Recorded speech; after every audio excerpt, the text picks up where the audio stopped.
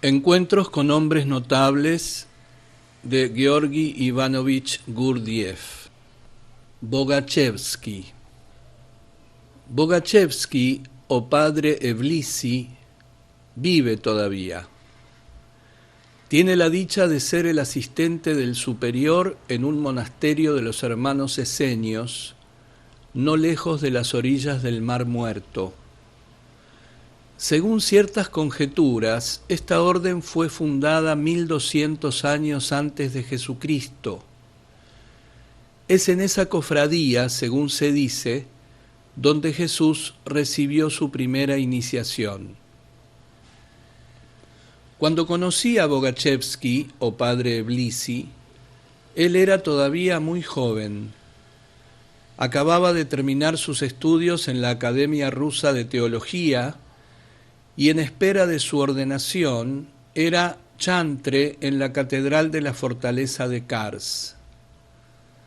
A pedido de mi primer maestro, el padre Borsch, consintió, apenas llegado, en reemplazar a uno de mis profesores, Krestovsky, joven seminarista también, que había sido nombrado algunas semanas antes para un puesto de capellán en Polonia, y de quien Bogachevsky había tomado la sucesión en la catedral.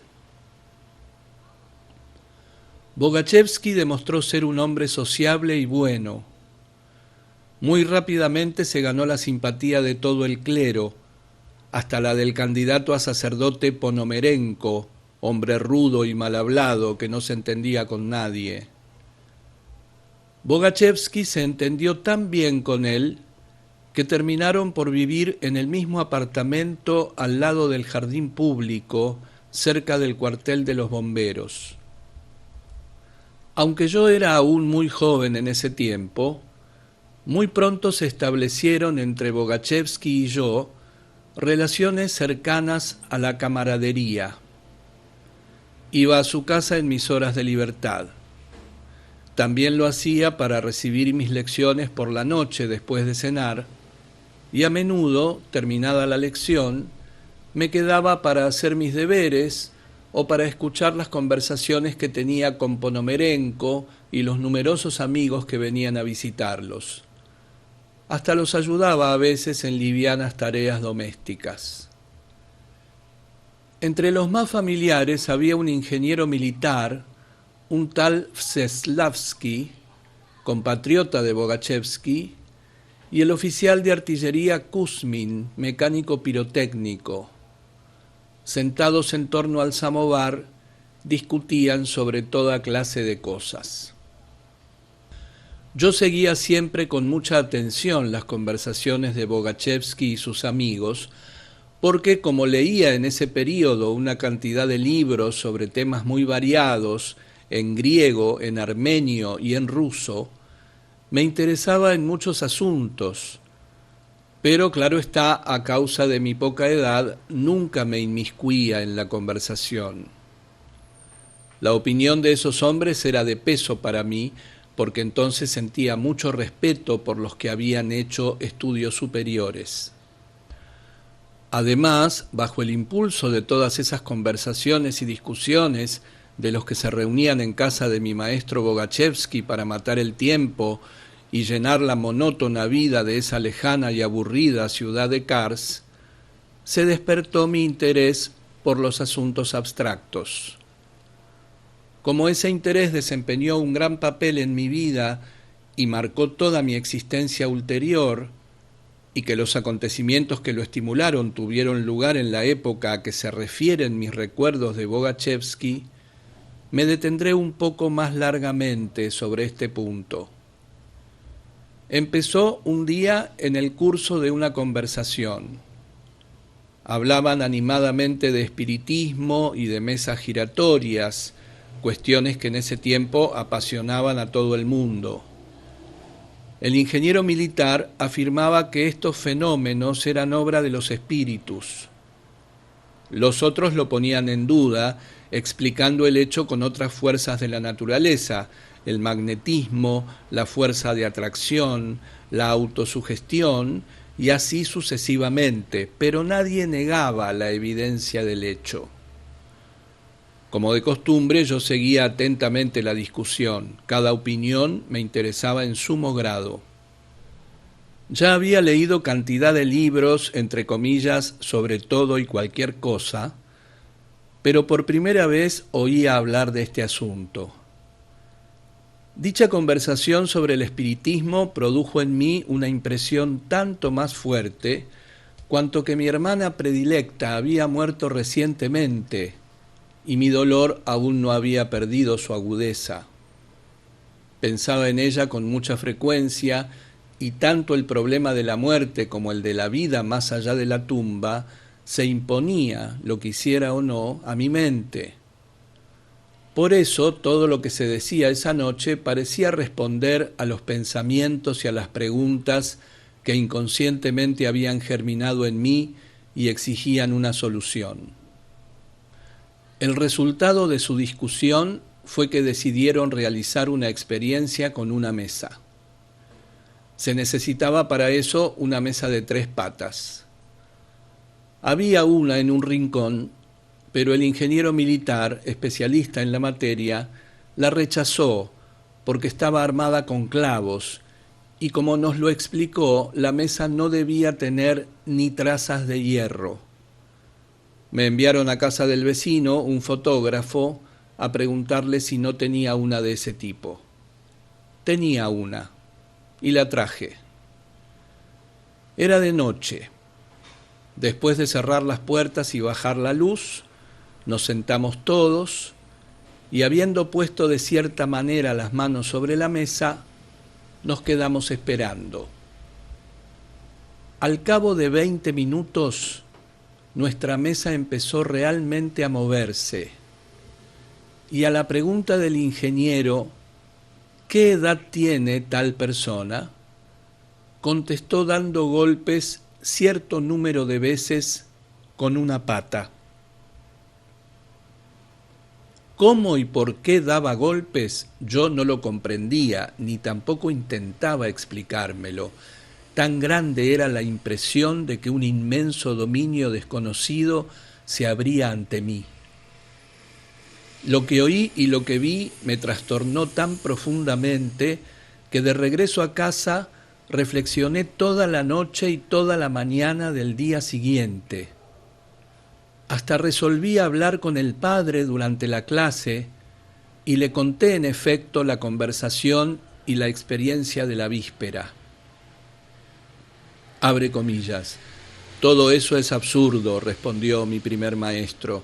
Tú no debes pensar en esas cosas ni ocuparte de ellas, sino estudiar lo que es indispensable que sepas para llevar una existencia soportable, cierra comillas.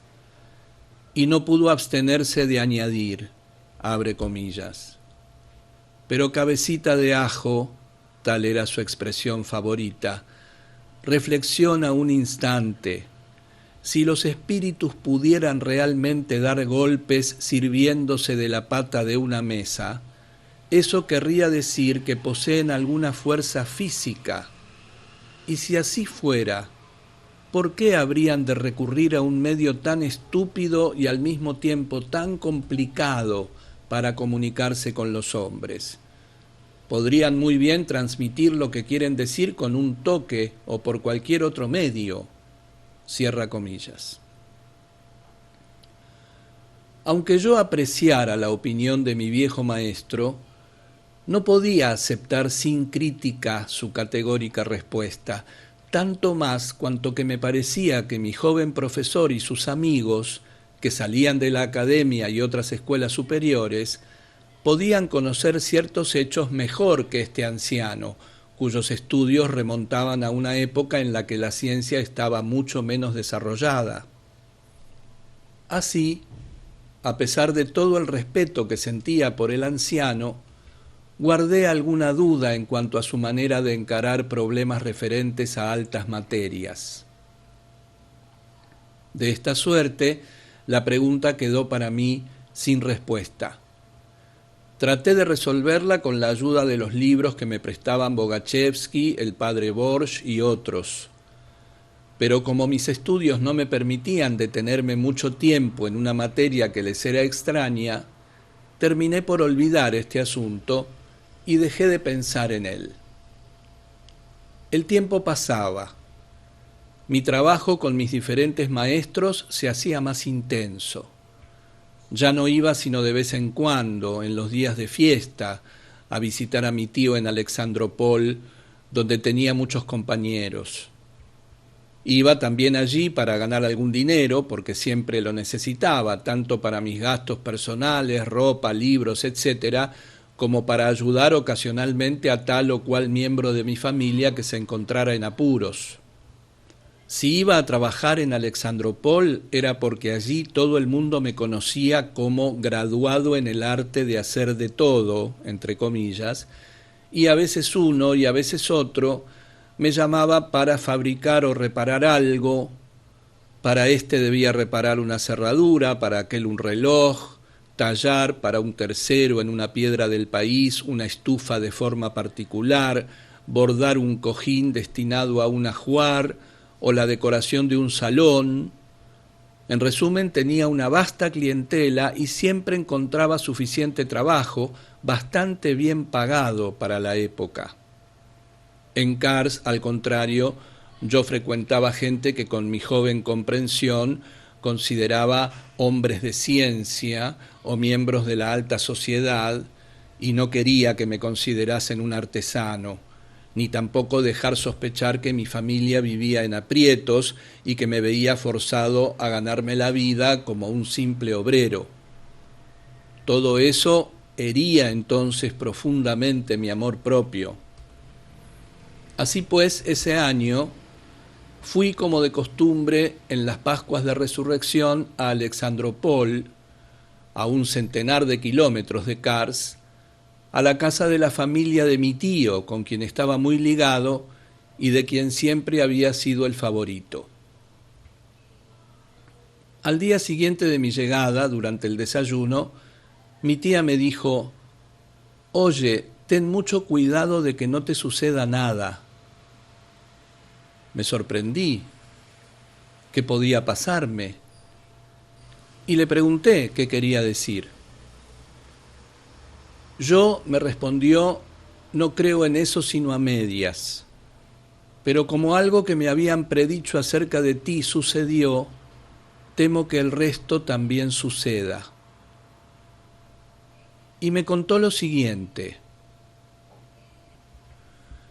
Al principio del invierno pasó como todos los años por Alexandropol Eun Ashoj Mardiros el Inocente. A mi tía se le ocurrió llamarlo y pedirle que predijera mi porvenir. Él le anunció muchas cosas que me sucederían. Mi tía pensaba que algunas ya se habían realizado y en efecto me indicó varias que se habían producido entre tanto. Pero a Dios gracias, prosiguió, hay todavía 2 cosas que no te han ocurrido. Predijo que tendrías una herida en el costado derecho y que pronto serías víctima de un grave accidente debido a un arma de fuego. Por lo tanto, pon mucho cuidado donde quiera que se dispare, concluyó mi tía, afirmándome que no creía en ese loco, pero que sería preferible, a pesar de todo, ser muy prudente. En cuanto a mí, me sorprendió lo que me contaba, porque 2 meses antes había en verdad sufrido un forúnculo en el costado derecho que tuve que tratarme durante varias semanas, yendo casi todos los días a hacérmelo curar en el hospital militar. Pero no había hablado de eso con nadie, ni siquiera con los míos, y por consiguiente mi tía, que vivía lejos, no había podido saberlo. Sin embargo, no daba ninguna importancia particular a este relato, porque no creía en lo más mínimo en esos adivinos, y no tardé en olvidar la predicción. Tenía en Alexandropol un amigo de nombre Fatinov. Este tenía un camarada, un tal Gobarkun, hijo del comandante de un regimiento de Bakú establecido en el barrio griego de la ciudad. Alrededor de una semana después del relato de mi tía, ese Fatinov me vino a ver y me propuso acompañarlo, así como a su compañero, a cazar patos salvajes. Pensaban ir al lago Alagueus, situado sobre una de las vertientes de la montaña del mismo nombre. Consentí en ello, pensando que era una buena ocasión para descansar, porque realmente me había cansado mucho en los últimos tiempos estudiando unos libros de patología nerviosa que me apasionaban. Además, desde mi temprana edad me gustaba mucho la caza.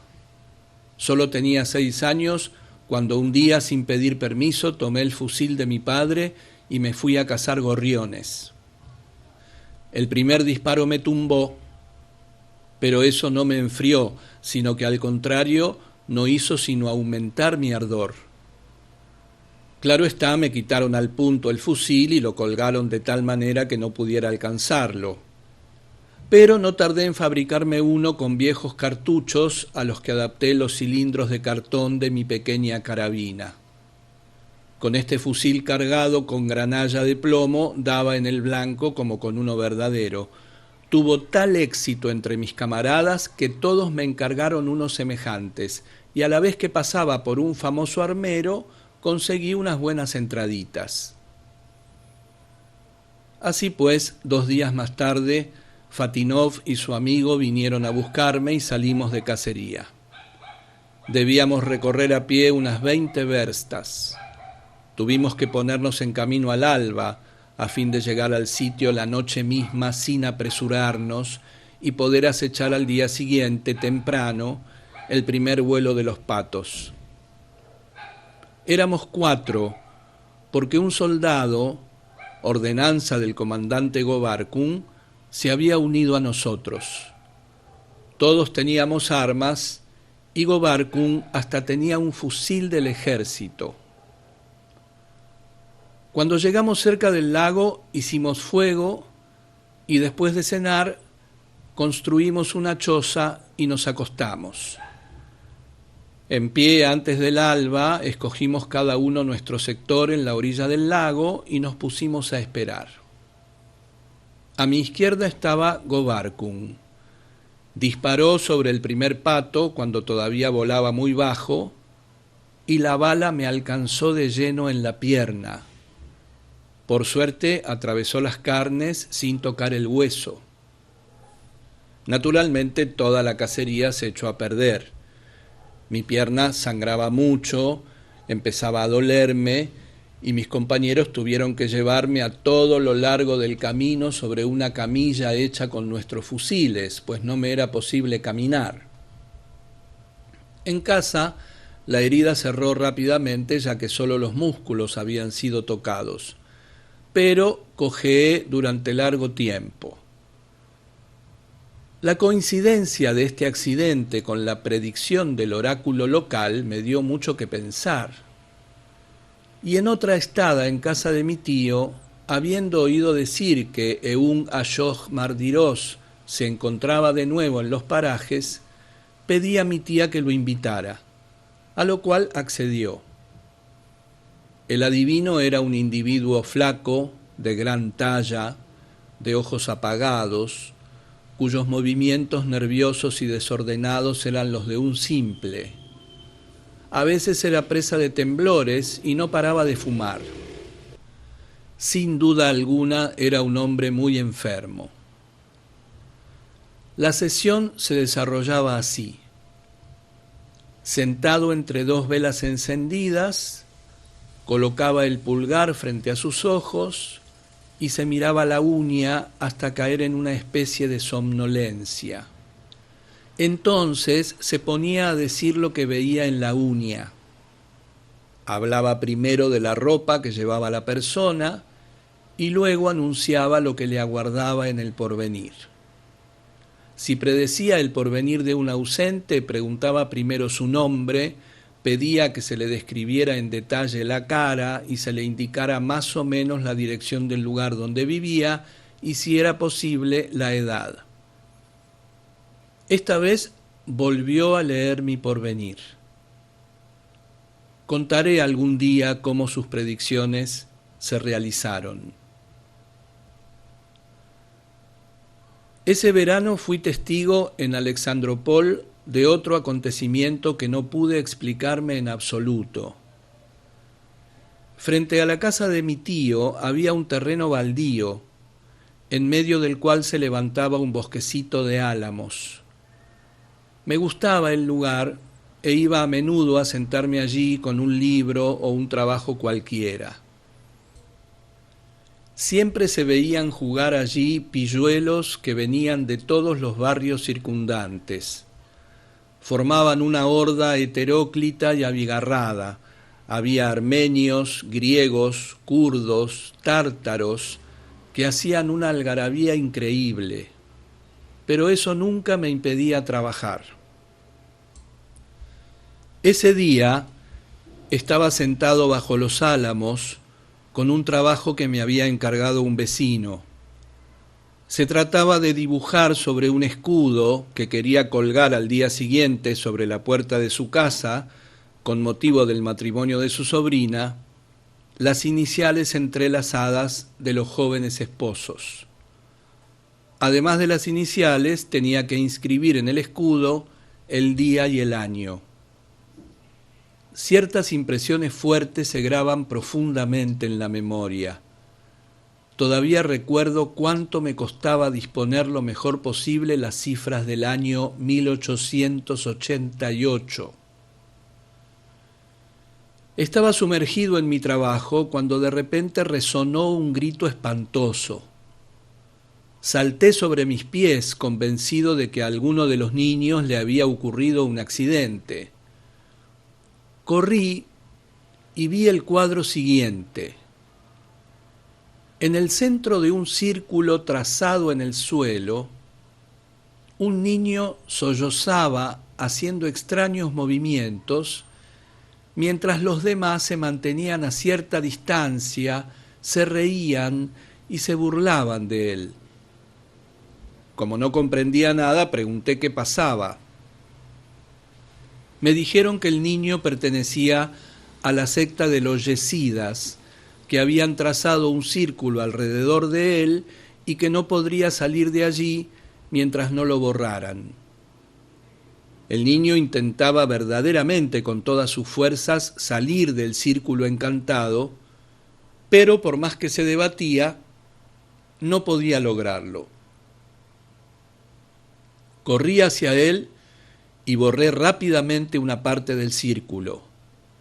Inmediatamente el chiquillo brincó y huyó a pierna suelta. Estaba tan aturdido que me quedé helado en el sitio, en la misma posición, como hechizado, hasta que al fin recobré mi capacidad normal de pensar.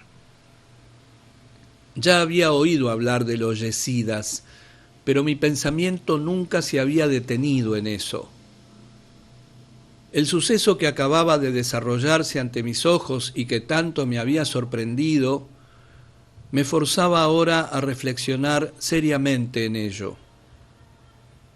Miré alrededor de mí y vi que los muchachos habían vuelto a sus juegos. Regresé a mi lugar lleno de pensamientos y me puse otra vez a dibujar las iniciales. El trabajo ya no marchaba nada bien y sin embargo tenía que terminarlo a toda costa. Los yezídas constituyen una secta que vive en Transcaucasia, principalmente en los alrededores del Ararat. Se los llama a veces adoradores del diablo.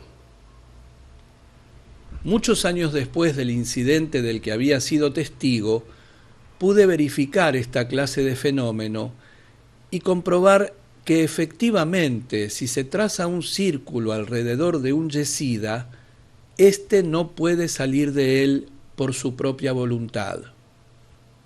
Dentro del círculo puede moverse libremente. Cuanto mayor sea el círculo, más grande es la superficie en que puede desplazarse, pero en lo que se refiere a franquear la línea, no es capaz de hacerlo. Una extraña fuerza, fuera de proporción con su fuerza normal, lo mantiene prisionero. Yo mismo, que soy fuerte, no podía hacer salir del círculo a una débil mujer. Requería todavía la ayuda de otro hombre tan vigoroso como yo. Si se obliga a un yesida a franquear esta línea, cae de inmediato en el estado que se llama de catalepsia, que cesa en el instante mismo en que se le vuelve a introducir en el círculo. Una vez caído en catalepsia, un yesida que ha sido sacado fuera del círculo no recobra su estado normal sino al cabo de 13 o 21 horas. No existe ningún otro medio de recobrar el estado normal.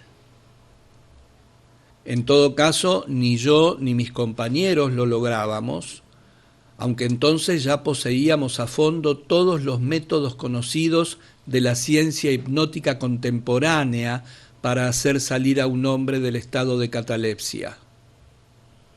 Solo sus sacerdotes podían hacerlo por medio de breves encantamientos.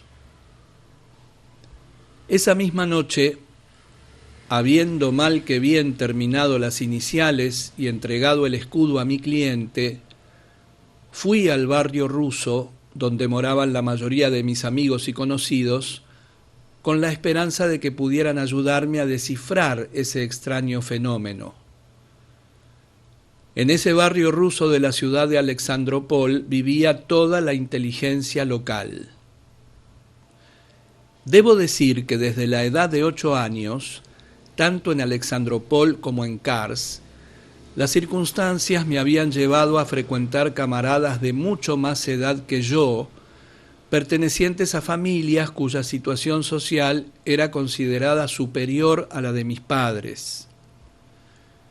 En el barrio griego de Alexandropol, donde primero había vivido mi familia, no tenía ningún camarada. Todos mis amigos vivían del otro lado de la ciudad, en la parte rusa.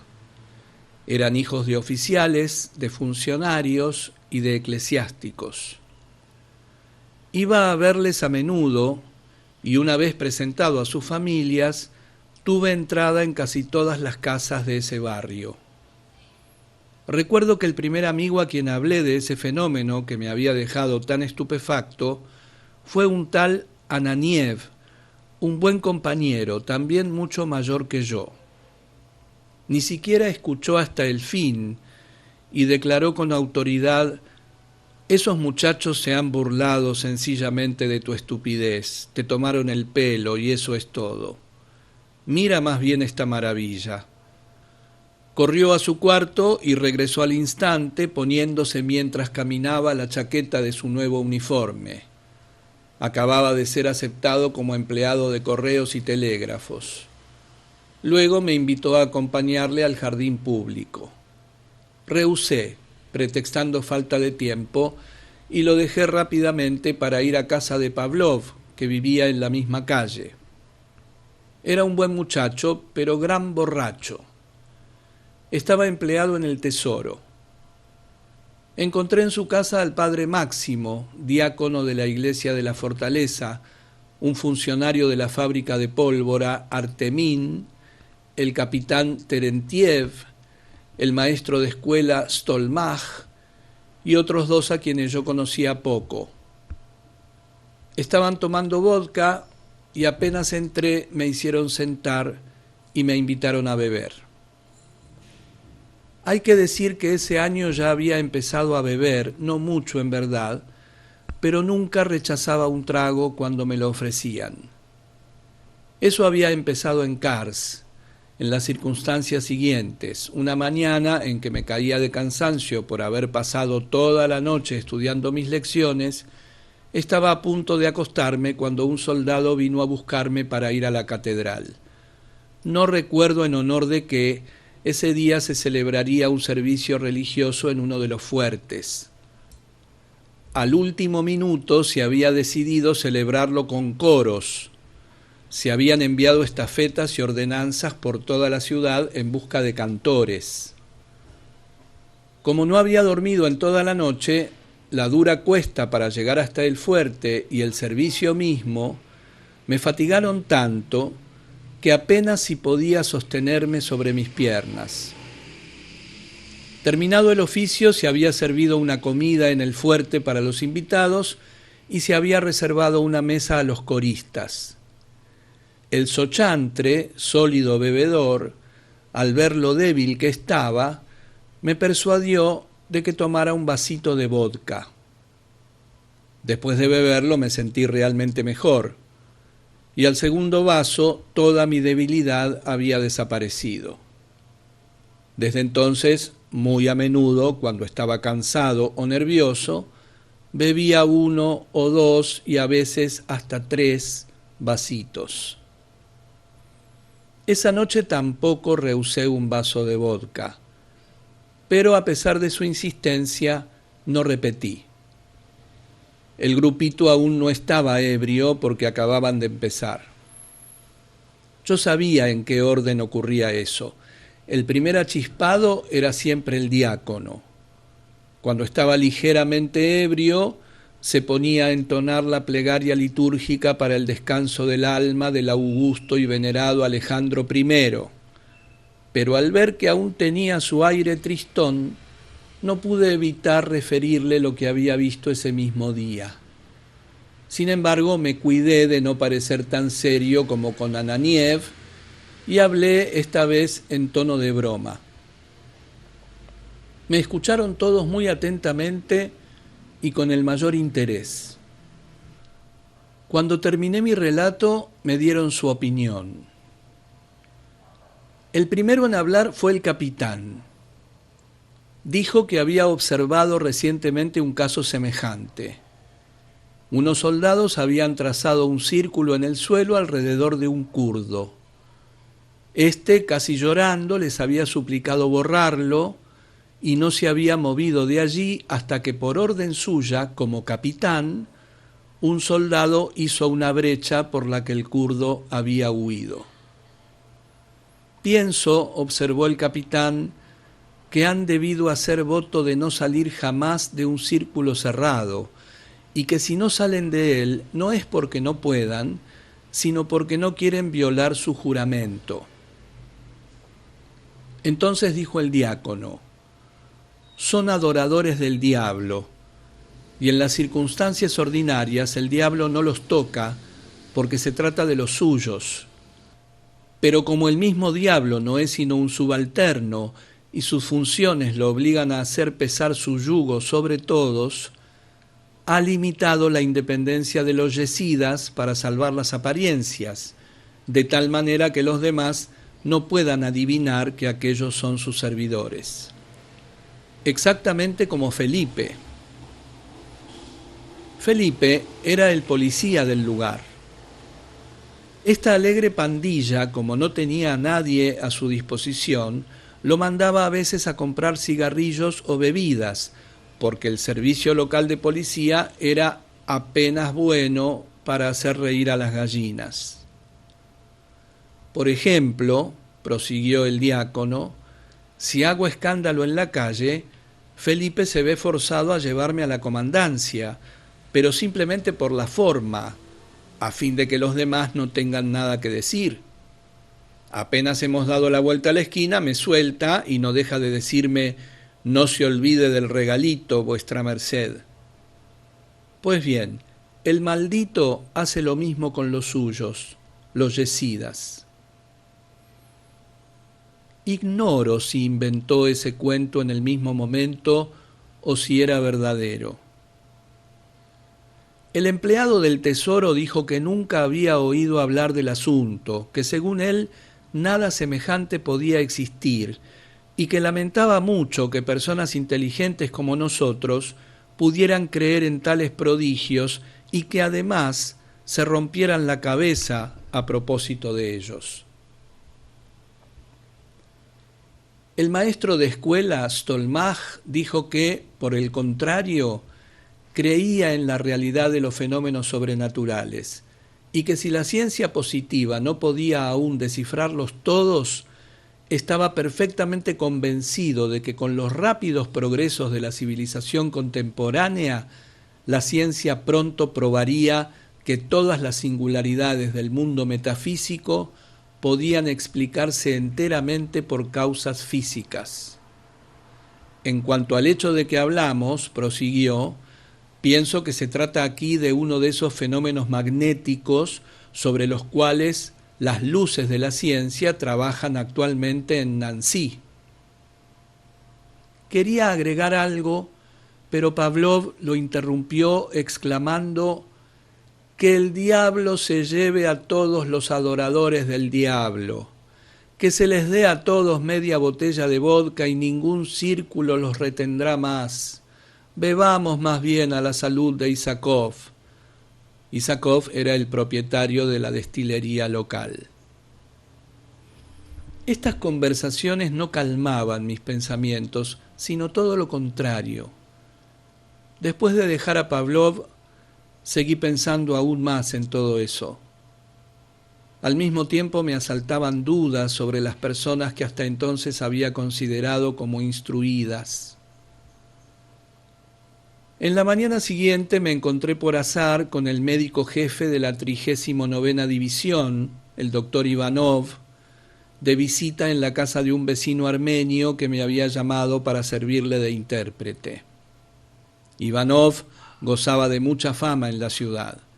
Tenía una vasta clientela y yo lo conocía muy bien porque a menudo venía a casa de mi tío. Después de la consulta le pregunté: Vuestra Excelencia, tenía el grado de general, ¿tendría usted la bondad de explicarme por qué un yesida no puede salir de un círculo? Ah, usted se refiere a los adoradores del diablo, dijo. Es sencillamente histeria. ¿Histeria?, pregunté. Sí, histeria. Y se puso a desilvanar un cuento interminable. Pero de todo lo que me dijo, solo comprendí que la histeria era la histeria. Y eso yo ya lo sabía, por la sencilla razón de que en la biblioteca del Hospital Militar de Kars no había un solo libro de patología nerviosa o de psicología que no hubiese leído. Y lo había hecho muy atentamente, parándome casi en cada línea. Tanto deseaba hallar en estas ramas de la ciencia una explicación a las mesas giratorias. De manera que comprendía ya perfectamente que la histeria era la histeria, pero quería saber más. Cuanto más advertía la dificultad de encontrar una respuesta, más me roía la curiosidad. Durante unos días no fui el mismo de siempre. No quería hacer nada. Solo pensaba en una cosa: ¿dónde está la verdad? ¿En lo que está escrito en los libros y en lo que me enseñan mis maestros? ¿O bien en los hechos con los cuales me tropiezo? De pronto sobrevino un nuevo acontecimiento que acabó de desconcertarme. 5 o 6 días después de la historia del yesida, iba temprano a lavarme en la fuente. Era costumbre lavarse allí todas las mañanas con agua de manantial. Divisé en la esquina de la calle un grupo de mujeres que hablaban animadamente. Me acerqué y supe lo siguiente. Esa noche, en el barrio Tártaro, había aparecido un gormaj. El pueblo llama así a un espíritu maligno que se introduce en el cuerpo de un hombre que acaba de morir y aparece bajo sus rasgos para cometer toda clase de malas pasadas a los vivientes y sobre todo a los antiguos enemigos del difunto. Uno de esos espíritus, pues, había aparecido en el cuerpo de un tártaro enterrado la víspera, el hijo de Mariam Bakshi. Me había enterado de la muerte y funeral de ese hombre porque su casa era vecina de la antigua casa de mi padre, donde vivíamos todos antes de mudarnos a Kars. Había ido allí la víspera a cobrar el alquiler de los inquilinos. Aprovechando la ocasión, fui a casa de unos vecinos tártaros y había visto llevar al muerto. Lo conocí muy bien, porque nos visitaba con frecuencia. Era un hombre joven que acababa de ser nombrado agente del orden público. Algunos días antes, durante una digitovka, se había caído del caballo y se decía que le habían anudado los intestinos, entre comillas. A pesar de que un médico militar llamado Kulchevsky le hizo tragar todo un vaso de mercurio para enderezárselos, entre comillas, el pobre diablo había muerto y según la costumbre tártara se le había enterrado con toda rapidez. Fue entonces, al parecer, cuando el espíritu maligno se introdujo en su cuerpo y trató de llevarlo de nuevo a la casa. Pero alguien que se dio cuenta por casualidad dio la alarma y tocó a rebato, y los buenos vecinos, para no permitir a ese espíritu cometer grandes desgracias, habían degollado al tártaro en el acto y llevado de regreso al cementerio. Allí, los adeptos de la religión cristiana hasta creen que esos espíritus no se introducen sino en los tártaros. Por tener estos la costumbre, en vez de sellar inmediatamente la tumba, de echarle un poco de tierra y a menudo hasta depositar allí alimentos. Sacar el cuerpo de un cristiano profundamente hundido en la tierra es difícil para los espíritus, por lo cual prefieren a los tártaros. Este incidente acabó por dejarme estupefacto. ¿Cómo explicármelo? ¿Qué sabía yo de todo eso? Estoy mirando.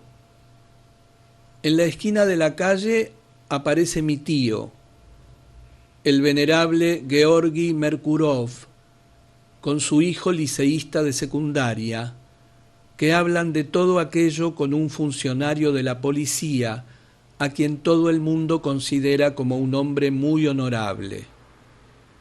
Han vivido todos muchísimo más que yo, saben muchas cosas sobre las cuales ni he soñado. ¿Es que se ven sus rostros indignación, tristeza o sorpresa? No, hasta se diría que se alegran de que siquiera una vez se haya podido castigar a ese espíritu y frustrar sus maniobras. Me sumergí de nuevo en los libros con la esperanza de satisfacer por fin al gusano que me roía. Bogachevsky me ayudó mucho. Desgraciadamente tuvo que marcharse pronto, ya que 2 años después de su llegada a Kars, fue nombrado capellán en una ciudad transcaspiana. Mientras fue mi maestro en Kars, había sometido nuestras relaciones a una regla particular. Aunque todavía no era sacerdote, me confesaba todas las semanas. Al partir, me ordenó escribir mi confesión semanal y enviársela, prometiéndome contestar de vez en cuando. Convinimos que me enviaría sus cartas a casa de mi tío, quien me las remitiría o me las haría llegar. Pero 1 año después de haberse radicado en Transcaspiana, Bogachevsky abandonó el clero secular para hacerse monje. De dar crédito a ciertos rumores, había sido llevado a esta decisión por la conducta de su joven mujer, que había tenido un romance con un oficial. Bogachevsky la echó de su casa y en adelante no quiso quedarse en la ciudad ni seguir siendo capellán. Poco después de su partida, yo también salí de Kars para Tiflis. En ese período recibí de mi tío 2 cartas de Bogachevsky. Luego estuve varios años sin tener noticias de él. Mucho más tarde lo encontré por la más grande de las casualidades en la ciudad de Samara, cuando salía de la casa del obispo. Llevaba los hábitos de los monjes de un célebre monasterio. No me reconoció enseguida. Tanto había yo crecido y madurado. Pero cuando me identifiqué, se mostró muy contento de verme y durante algunos días tuvimos frecuentes charlas que duraron hasta que ambos partimos de Samara. Después de este encuentro, nunca lo volví a ver. Supe más tarde que no quiso quedarse en su monasterio en Rusia, sino que pronto se fue a Turquía y luego al monte Athos, donde sin embargo tampoco permaneció mucho tiempo. Había renunciado entonces a la vida monástica y se había marchado a Jerusalén. Allí, Bogachevsky trabó amistad con un vendedor que comerciaba con rosarios cerca del templo del Señor. Este vendedor era un monje de la orden de los esenios. Tras haberlo preparado largo tiempo, hizo entrar a Bogachevsky en su cofradía. A causa de su vida ejemplar, este fue nombrado ecónomo y al cabo de algunos años, superior de uno de los monasterios de la orden en Egipto. En fin, después de la muerte de uno de los asistentes del superior del monasterio principal, Bogachevsky fue llamado a reemplazarlo. Supe muchas cosas sobre la vida extraordinaria que había llevado en ese período gracias a los relatos de uno de mis amigos, un derviche turco que lo veía a menudo y a quien yo encontraba en Bruce. Mientras tanto, mi tío me había enviado otra carta de Bogachevsky. Esta contenía, además de algunas palabras de bendición, una pequeña fotografía suya en hábitos de monje griego y varias vistas de lugares santos de las cercanías de Jerusalén. Cuando se hallaba todavía en Kars, esperando su ordenación, Bogachevsky me había expuesto un concepto muy original de la moral. Me enseñó que existían en la tierra dos morales, una objetiva, establecida por la vida desde hace miles de años, y la otra subjetiva, particular a individuos aislados como a naciones enteras, imperios, familias, categorías sociales, etc. Abre comillas. La moral objetiva, me dijo un día, se funda bien sobre la vida, bien sobre los mandamientos que Dios mismo nos ha dado por la voz de sus profetas. Llegó a ser poco a poco en el hombre el principio constitutivo de lo que se llama la conciencia. Y esta conciencia, a su vez, sostiene la moral objetiva.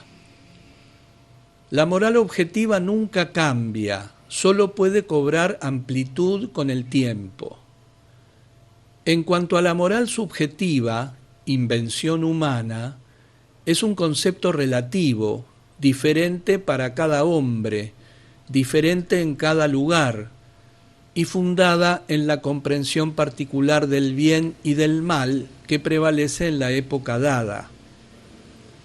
Por ejemplo, aquí en Transcaucasia, si una mujer no se cubre el rostro, si habla con los invitados, todo el mundo la considera inmoral, perversa, sin educación. En Rusia, por lo contrario, si a una mujer se le antojara cubrirse la cara, no recibir a sus invitados y no conversar con ellos, todo el mundo la tildaría de maleducada, grosera, poco amable, y así sucesivamente. Otro ejemplo. Aquí en Kars, si alguien no va al hammam una vez por semana o por lo menos cada 15 días, quienes lo rodean lo detestarán, tendrán por él un sentimiento de asco y hasta encontrarán que huele mal, lo que quizá no sea cierto. Pero en San Petersburgo hoy es lo opuesto. Si alguien habla de ir al baño turco, será tachado de maleducado, atrasado, campesino, etc. Y si acaso quiere ir de todas maneras, tendrá que hacerlo a escondidas, para que no se le reproche su falta de savoir-vivre. Para que comprendas mejor la relatividad de las nociones de moral y de honor, tomaré dos acontecimientos ocurridos la semana pasada en Kars entre los oficiales y que tuvieron cierta resonancia. El primero es el juicio del teniente K. El segundo, el suicidio del teniente Makarov. El teniente K fue llevado ante el tribunal militar por haber abofeteado al zapatero Ivanov con tal violencia que éste perdió el ojo izquierdo. El tribunal lo absolvió porque la encuesta probó que el zapatero Ivanov importunaba al teniente K y difundía a su respecto juicios ofensivos. Muy interesado por esta historia, decidí, sin tener en cuenta los resultados de la encuesta, ir yo mismo a ver a la familia del desdichado e interrogar a sus amigos, con el fin de aclarar las verdaderas razones de la conducta del teniente K.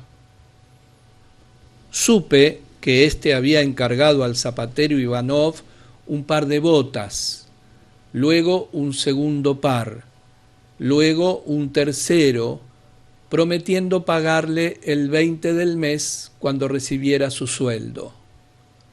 No habiéndole traído el dinero el 20, Ivanov fue a reclamarle su deuda. El oficial prometió pagarle al día siguiente. Al día siguiente lo aplazó para el día siguiente. En suma, durante largo tiempo alimentó a Ivanov con días siguientes.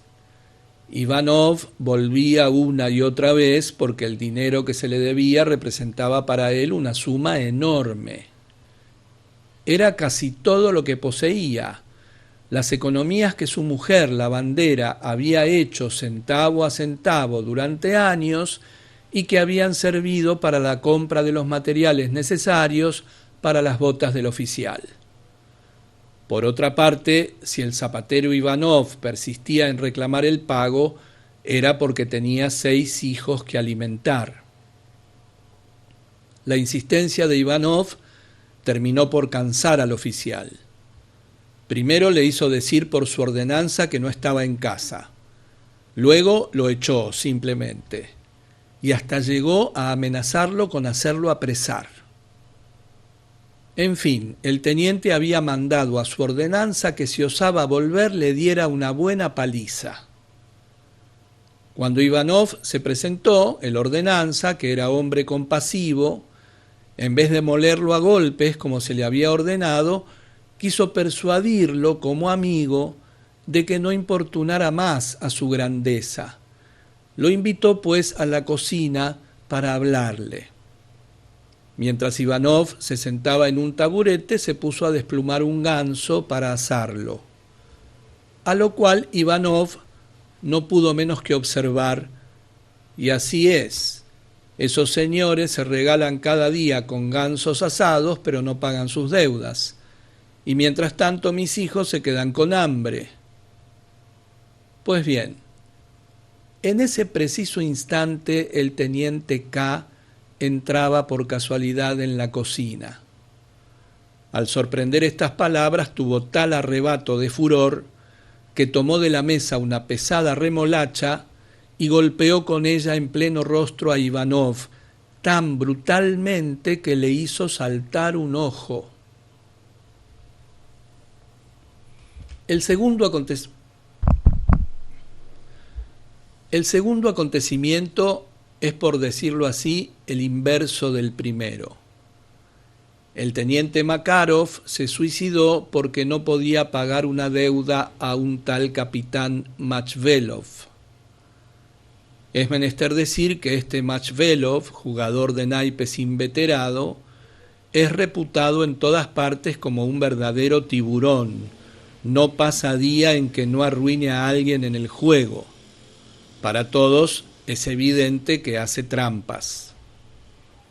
Hace algunos días en el casino, el teniente Makarov jugó una partida con varios oficiales, entre los cuales se hallaba Machvelov, y no solo perdió todo su dinero, sino que además pidió prestado a ese Machvelov, prometiéndole devolvérselo a los 3 días.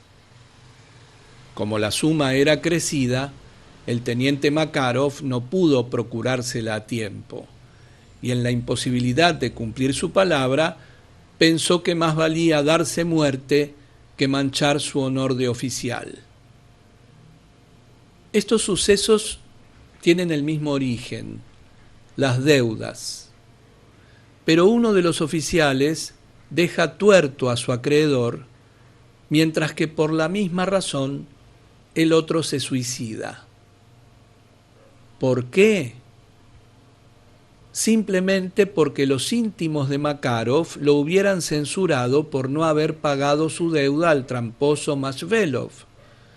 En cuanto al zapatero Ivanov, aunque todos sus hijos hubieran muerto de hambre, eso hubiera estado en el orden de las cosas. Al fin y al cabo, el código de honor de un oficial no incluye el deber de pagar sus deudas a un zapatero.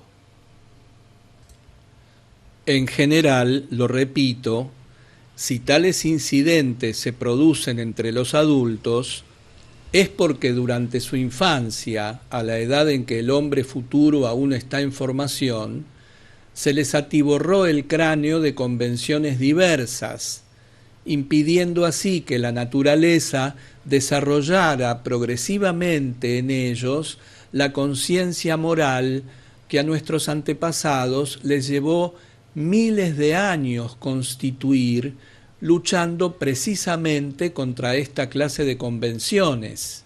Cierra comillas. Bogachevsky me exhortaba a menudo a no aceptar ninguna de las convenciones del medio en que vivía, ni tampoco las de ningún otro. Decía, abre comillas, son las convenciones de las que se está repleto las que constituyen la moral subjetiva. Pero una vida verdadera exige la moral objetiva, que sólo puede provenir de la conciencia. La conciencia es en todas partes la misma. Es aquí tal como es en San Petersburgo, en América, en Kamchatka o en las Islas Salomón. Y hoy tú estás aquí, pero mañana puedes estar en América. Si tienes una verdadera conciencia y conformas tu vida a ella, donde quiera que estés, todo irá bien. Eres todavía muy joven, ni siquiera has entrado en la vida. No importa si se dice que eres maleducado, poco importa que no sepas hacer reverencias, ni hablar de las cosas como suele hacerse, con tal que a la edad adulta, cuando empieces realmente a vivir, tengas una verdadera conciencia, es decir, la base misma de una moral objetiva. La moral subjetiva es un concepto relativo. Si estás lleno de conceptos relativos, cuando seas grande, siempre y en todo, actuarás y juzgarás a los demás según los puntos de vista y las nociones convencionales que hayas adquirido. Tienes que aprender no a conformarte a lo que las personas que te rodean consideren bueno o malo, sino a actuar en la vida según lo que te dicte tu conciencia. Una conciencia que se haya desarrollado libremente sabrá siempre mucho más que todos los libros y todos los maestros juntos. Pero mientras tu propia conciencia no esté enteramente formada aún, vive según el mandamiento de nuestro Maestro Jesucristo. No hagas a nadie lo que no quieras que te hagan a ti. El padre Evlisi, que ahora es muy anciano, es uno de los poquísimos hombres sobre la tierra que hayan logrado vivir como lo desearía para todos nosotros nuestro Divino Maestro Jesucristo. Que sus plegarias vengan en ayuda de todos aquellos que quieren llegar a ser capaces de vivir según la verdad.